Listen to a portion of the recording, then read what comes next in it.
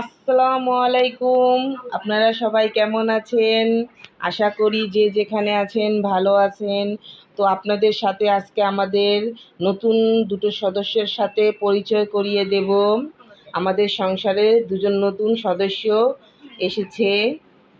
তো আসেন ওদের সাথে আপনাদেরকে পরিচয় করিয়ে দিই। আর পরিচয়টা করাবে আরশি রোজা। যাও, এখানে সারপ্রাইজ আছে, দেখাও আমাদের নতুন সদস্যদের। সারপ্রাইজ!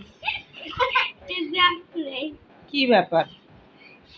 এই তো আমাদের নতুন সদস্য এসেছে বাসায়। দেখেন, কালকে রাত্রে ওরা এসেছে। আরুষির আব্বু নিয়ে এসেছে রাত্রে। তো আসার পর একটা মজার কাণ্ড হয়েছে, কিন্তু এতটাই ছিলাম যে সেটা ভিডিও করে রাখতে পারিনি, দেখাতে পারিনি। দেখলে বুঝতে পারতেন কতটা জালাস ফিল হয়েছে মিনি কালকে ওদেরকে রাত্রে আনার পর, মানে দেখার পর থেকে আগুনে পড়লো না পানিতে পড়লো সেটা বোঝা বড় মুশকিল। ওদেরকে তো পারেন এটার থেকে বের করে টাইনা হ্যাঁচড়া বাইর করে, তো সারা রাত ওদের সামনে বসে রয়েছে। কত কিছু দিয়ে যে ঢেকে রাখি করে রাখি না, ওদেরকে বাইর করবই। বৈশাই থাকে, খাওয়া দাওয়া কিচ্ছু করে না, তো বৈশাই থাকে। ওদেরকে বাইর করবো, ওর উদ্দেশ্যই হলো ওরা কেন আসলো, ওর তো একটু পছন্দ না।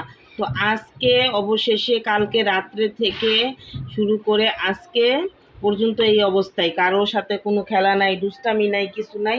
অবশেষে হার মেনেছে, হার মেনে ক্লান্ত হয়ে শুয়ে আছে। হ্যাঁ, ও তারপর আবার কি আজকের বাবুটা এই দেখেন। আজকে শুক্রবারটা আমাদের পুরাই খুব খারাপ গেল। আজকে সকাল না, অবশ্যই ঘুম থেকে দেরি করে উঠেছি। আর দুপুর থেকেই মনে হয় 12টা থেকে হইব। কালকে নাকি মাইকিং করে গেছে যে আজকে রাত্রে সারাদিন গ্যাস থাকবে না। তো আমরা তো সেটা জানি না। তো সকালে উঠে অন্য কাজকর্ম করে তো এখন চুলা একদম জ্বলেই না। তো আমরা আজকে সারাদিন সবাই রান্না বড়া ঘরে করে খাওয়া থেকে বঞ্চিত। তার মানে আমাদের শুক্রবারটায় মাটি। একে তো বৃষ্টি 2 দিন যাবত, তো বাহির থেকে কিনে এনে খাওয়া দাওয়া হয়েছে। আর বিকেলবেলা আমার মাদের বাসায় তো আপনারা জানেন কারেন্টের চুলা আছে, তো সেইখান থেকে ছেলের জন্য নুডলসের স্যুপ রান্না করে আনছি। মিনিও না খাওয়া সারাদিন, বাচ্চাটা, আমার বাচ্চাটাও না খাওয়া আছে, মিনি বাচ্চাটা। তো ওকেও স্যুপ দেওয়া হয়েছে, খাইছে, এখন একটু খাইতেছে। আর এইদিকে আরুষির আব্বু একটা কাঁঠাল আনছে, যে বৃষ্টির দিন কাঁঠাল খেতে ভালো লাগে। তো কি আর বলবো আপনাদের কাঁঠালের ব্যাপারে।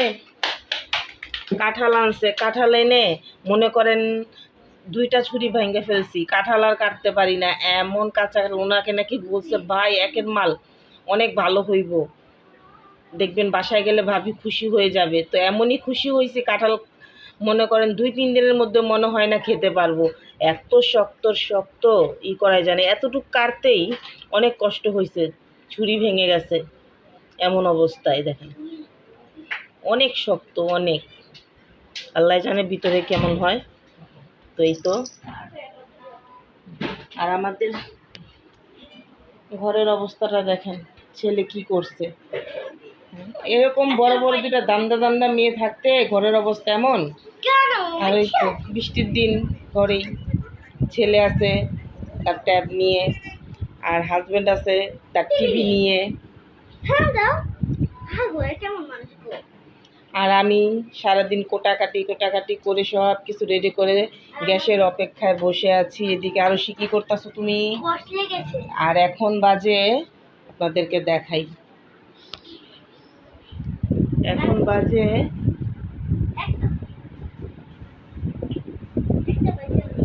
রাত্রে 10টা 5। ঠিক আছে, 10টা 5 বাজে। তো এখন এত কম কেন বাজে? তো এখন আমাদের এখানে গ্যাস এসেছে, তাও সম্পূর্ণ ভাবে না। এই দেখেন এতটুক গ্যাস, রাত্রের 10টা, চুলাই জ্বলে নেই আজকে, এমন একটা পরিস্থিতি। তো এখন ভাবলাম সব কিছু পরে করব, সবার আগে বাইরের দোকানের কেনা চা খেয়ে মন ভরে না। আর বৃষ্টির মধ্যে আপনাদের তো একটা কথা বলার আছে, তো সেটা হলো কালকে বৃহস্পতিবার আমার ফুফাতো বোনের হাজব্যান্ড মারা গেছে। তো কালকে আমি ঘরে রান্না বাড়া করতে পারি নাই।